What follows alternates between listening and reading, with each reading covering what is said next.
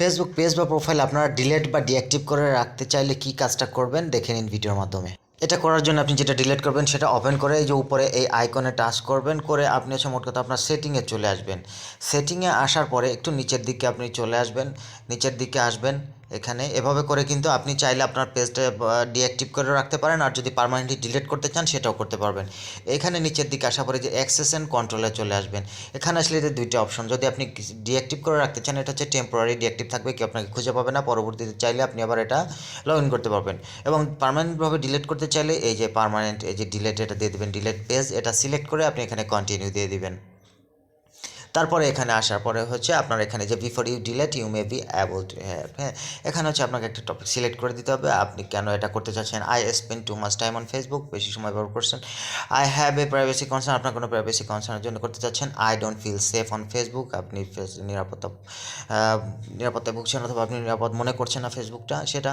This page was hacked, আপনার পেজটা hack হয়েছে। I don't find this page useful, আপনি এটাকে প্রয়োজনীয় বা উপকারী মনে করছেন না, যেটা হোক এখান থেকে একটা আপনি সিলেক্ট করে দিবেন, দিয়ে তারপরে কন্টিনিউ করে দিবেন। ওকে, আমি এটা সিলেক্ট করে দিলাম, দেওয়ার পরে যে এখানে কন্টিনিউ করে দেবো।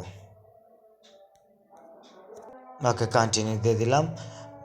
চাইলে আপনি আপনার তথ্যগুলো রেখে দিতে পারেন, না চাইলে না দিতে পারেন। আমি কন্টিনিউ করে দিলাম, ব্যাস এখানে আপনার পাসওয়ার্ডটা দিয়ে দিতে হবে। ওকে, আমার পাসওয়ার্ড দেওয়া শেষ, কন্টিনিউ করে দিলাম।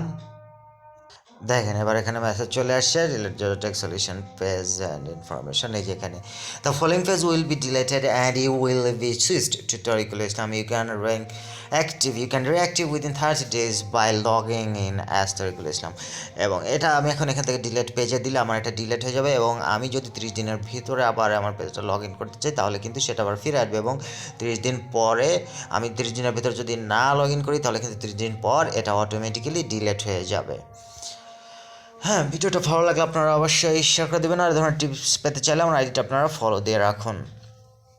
আমরা অনেকেই কিন্তু চাই, আমাদের অনেক সময় অনেক ধরনের প্রাইভেসির কারণে আমরা চাই আমাদের অ্যাকাউন্টটা ডিঅ্যাক্টিভ করে রাখার জন্য কিছুদিন পরে আবার আমরা লগ ইন করি, বা অনেকেই চান যে অনেক সময় আপনার অনেক ধরনের সমস্যার কারণে আপনি সেটা ডিলিট করে দিতে, নতুন একটা পেজ খুলতে।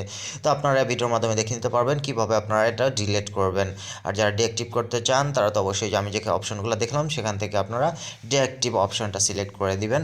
পরবর্তীতে আবার আপনি লগ ইন করলে সেটা আবার আপনার লগ ইন হয়ে যাবে। আর পার্মানেন্ট ডিলিট করলে কিন্তু 30 দিনের ভিতরে যদি আপনি না ঢোকেন তাহলে 30 দিন পরে কিন্তু এটা অটোমেটিক্যালি ডিলিট হয়ে যাবে।